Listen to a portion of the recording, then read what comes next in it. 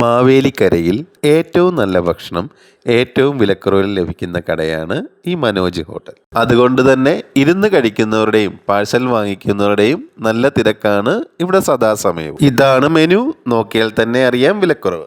Fried റൈസും നൂഡിൽസും പാഴ്സലായിട്ടാണ് വാങ്ങിയത്. കൂടെ ചില്ലി ബീഫും ബീഫ് ഫ്രൈയും പൊറോട്ടയും വാങ്ങി. ഇവിടുത്തെ പൊറോട്ടയും ബീഫ് ഫ്രൈയും ഫാൻസാണ് ഏറ്റവും കൂടുതലുള്ളത്.